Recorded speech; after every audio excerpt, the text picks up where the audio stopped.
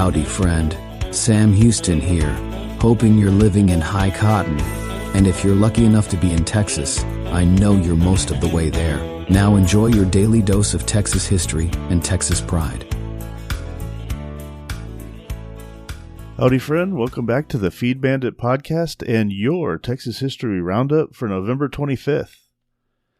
In 1834, Colonel Juan N. Almonte's secret report was issued in which he expressed concern about the number of new arrivals from the United States and talk of secession, lack of Mexican military presence, unrest in Coahuila, Saltillo, and Monclova, and unregulated land grants, and he urged that the capital be moved to Bexar or San Antonio.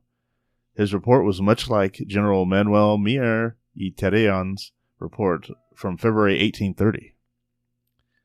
In 1835, the Texas Navy began when the General Council of the provincial government passed a bill for its organization and for the purchase of 4 schooners. The purpose initially was to protect the supply lines from Mobile and New Orleans. In 1837, the steamship Columbia arrived in Galveston as part of Charles Morgan's shipping fleet. This marked the beginning of scheduled steamship travel in the Gulf of Mexico. By 1860, Morgan Line had developed a monopoly on coastal shipping, and during the War of Northern Aggression, all his ships were commandeered by either the Confederacy or the Union. But after the war, Morgan's company revived and was active in building railroads. In 1842, the Somerville expedition left San Antonio for an invasion of northern Mexico.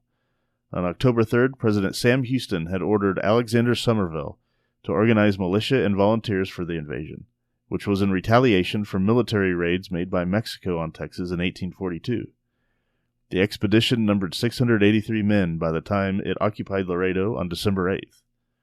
After capturing Guerrero, Somerville decided further incursions into Mexico were risky.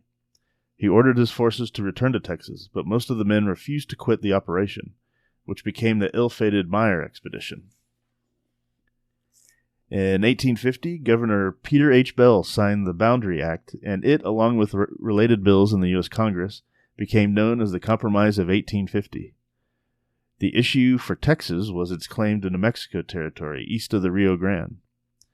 The 1850 Compromise resulted in Texas ceding that part of current New Mexico east of the Rio Grande and north of 32 degrees latitude, as well as territory north of 36.5 degrees latitude.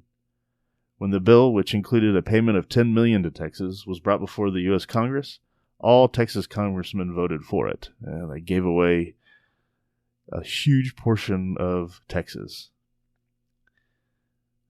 In 1881, Collis P. Huntington's Southern Pacific Railroad won the race against Jay Gould's Texas and Pacific Railway by reaching Sierra Blanca when the Texas and Pacific was still 10 miles to the east.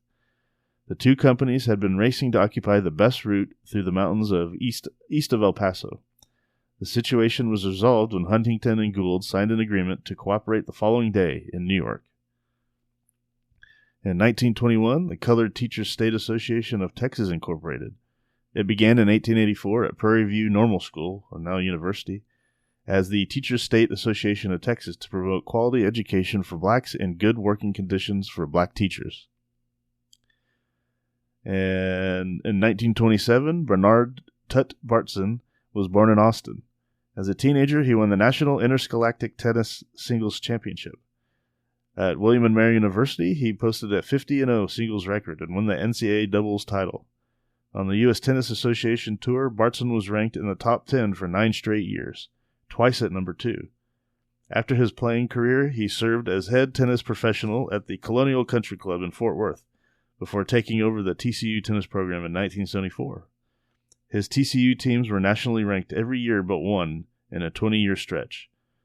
Bartson is a member of the Texas Sports Hall of Fame. And that, my friends, was your Texas History Roundup for November 25th. Thank you so much for listening, and we will catch you on the next one. Remember, always think Texas first. All right, you take care.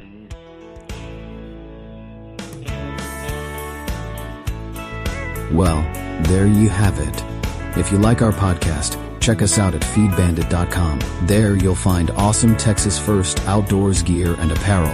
Your purchase helps support the Bandits and keeps this podcast on the air. fighting for you and for Texas. Remember, preserve the tradition, protect the legacy. Until next time.